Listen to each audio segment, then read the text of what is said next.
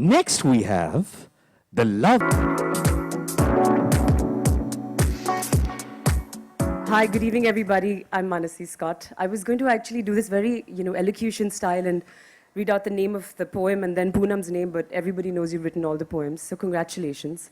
Your family, and you know that. My first show ever professionally after software engineering was with Wizcraft. So you boys and you ladies all know how much I love you, so it's an honor to be here today sharing this moment with you. I know she wanted me to sing this, but this is too daunting a task because it is a beautiful poem and it resonates very deeply within me.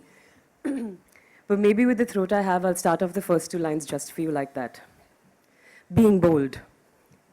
I have decided to be fearless. I've read the writing on the wall. I'm going to delve down deep within myself with my passions to recall. How easy it has been to let myself slide and behind the cloak of excuses continue to hide. I need to be inspired to bring forth my best. So who will mentor me? Whom can I request? For if each drop, as they say, does an ocean make, I must trudge regardless, not let my resolve shake. The world out there leans on who inspire. So my search is seriously on for someone I admire. The list is long of those whose guidance I could seek. This is my chance to be bold, not meek. Within each one of us lies a talent so unique. It just needs to be exposed, given a little tweak. Yet ever so often, I have been quick to judge, harboring stereotypes that refuse to budge. Letting the shallow and external cloud my mind. Like many others, I've sometimes been unkind and ignored those who didn't seem to fit, falling short of expectations, I must admit. But today, I desire to show off my best. I realize that this could be every person's quest. As I grab this opportunity with both my hands, I shall look for the one who truly understands that it's time and circumstances that do decide what comes forth, what stays hidden inside. And as my mind and spirit desire to unite, I think I might have understood every introvert's plight. Thank you. Mansi, you are singing, so I'm going to sing two lines for you. You're just too good to be true. Can't take my eyes off you. After that, I don't know the next line. But Pardon the way that I stare. There's nothing else to compare. The thought of you makes me weak. Actually, I could be singing the song too. Poonam, this poem was for me. Thank you so much. It's been a wonderful evening for me. Thank you. And you know what? I have to tell you that honestly, when I was talking to Poonam, she selected the... And I always thought of him as a brilliant businessman, an aggressive marketer. But I never accused him of being a well-read intellectual. So when he called me and told me, that... my wife has written a book, a series of poems, can you read them? My first reaction was, But then I read the book, and I was fascinated by the poems that Poonam wrote. No, we are human beings. We are essentially driven by emotions. But a very, very tiny group amongst us human beings can actually understand the emotions that we experience and we live. And in that very tiny group, there's an even more tiny group which can actually translate those emotions into simple words and pithy lines and communicate those emotions in a few short seconds to someone they don't even know. I may have agreed to read this book, Poonam, I may have agreed to read this book because of Sabas, but I'm here on stage reading this poem because of you. I'm fascinated by your poems. Okay, so this is a dash, and I'm not going to make a dash through it. I'm going to try my best to read it well. A dash. As I sit down and contemplate the complexities of life, the stereotypes, the paradoxes, the struggles, the strife, the joys and happiness with tears galore, what do I really want? Why do I crave for more? I am but a dash in the journey of life, a gap to be filled between birth and afterlife. So must I make many memories vivid and bright? or just let my imagination run and my dreams take flight. There is no perfect life, but some moments do define things that make me happy, with which I must align. Can I then embrace pleasure without any guilt, believing in the convictions that for myself I have built? What makes me want more when I can make do with less? What fuels this greed? Listen to this line. What fuels this greed within me is anybody's guess. Why can't I just bask in the familiarity of my ways? Why do I keep yearning for more adventurous days? My head often plays games with me, overriding what only the heart can see. And as the heart sees, so does it feel, while the head thinks it's no big deal. The inertia of being versus the busyness of doing, the everlasting conflict of really not knowing.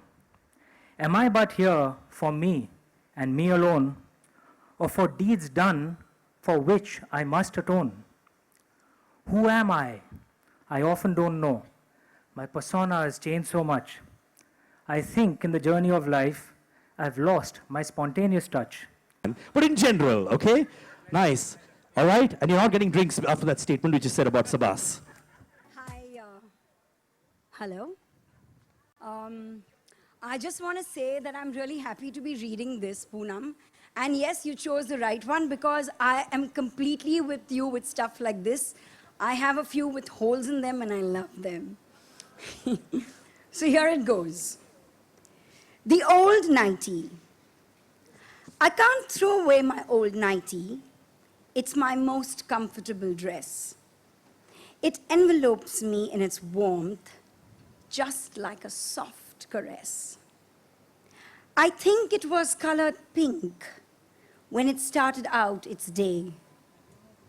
But time and use have drained its vibrant colors away. The tiny lace edging its hem, no longer does it exist. But its comfort and soft feel continue to persist. My family doesn't understand why throw it away I can't, even though wearing it makes me look like a frumpy aunt. No. I darned a hole, scrubbed out a stain to give it a respectable look. But like old burlap, it continues to be despite the trouble I took. I have so many more nighties, each prettier than the next. But I just can't convince myself to put this one to rest. The husband scowls, the children smirk, each time they see it worn. I think they're conspiring with the help to ensure that it's swiftly torn. Right. But how can I let go of something that swaddles memories in its weft?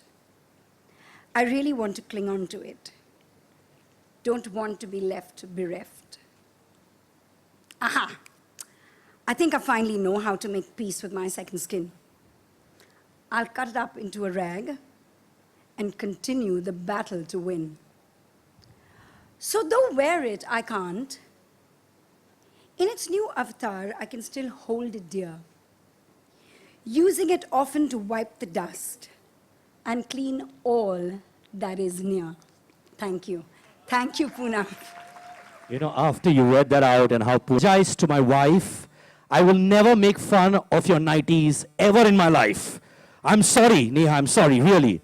The only way you can apologize to your wife is if you wash them and wear them. You want me to wear them? Maria, naughty thoughts. All right, but I think I look pretty in that. Section Happiness and Hope, we present Bonding. Poonam felt that Kirti arose to the fear of walking into a large crowded event and worrying about people's reactions to her presence. Ladies and gentlemen, Kirti Sanoon. Oh, yeah.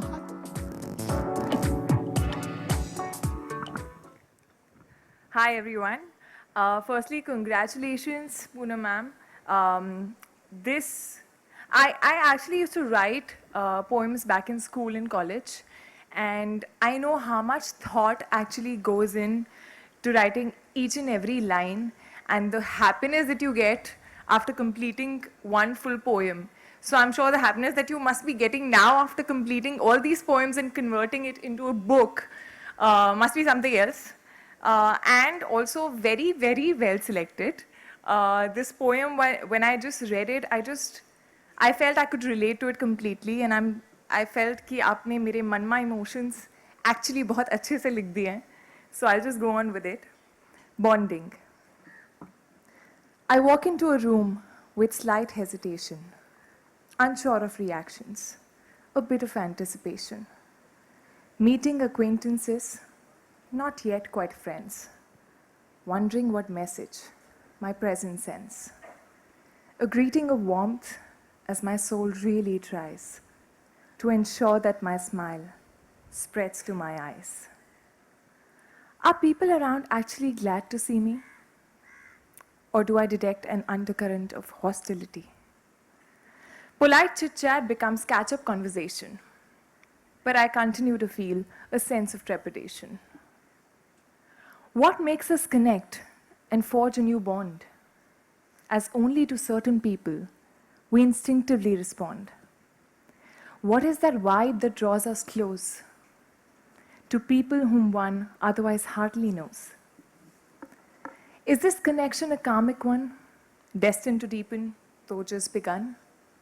Or will our paths just occasionally cross, as we see only differences and no common ethos? My attention shifts to others in the room. Thinking similar thoughts, do I dare assume? Some seem happy, and it really shows. But what goes on within, one never knows. This is my favorite. I push aside all doubtful thoughts, try to mingle with all the hot shots. But I continue to wonder, to them, how do I seem? Is my intrusion welcome? Do they hold me in high esteem? Some acknowledge me, some try to ignore. Should they befriend me? They're not too sure. But then within that group, I definitely see a pair of eyes looking intently at me. And as we start conversing, tentatively at first, exchanging pleasantries, though nothing rehearsed, I can definitely feel a strong connect. As from the rest of the group, we gently disconnect and find a quiet spot amidst the banter and noise, judging each other while maintaining our poise. And then somehow, there's an unspoken attraction. Like old friends, we have a similar reaction. And I stop in amazement as I excitedly think, I've made a new friend. There's definitely a link. And in that singular moment, I begin to relax, happy to be away from at least a few quacks.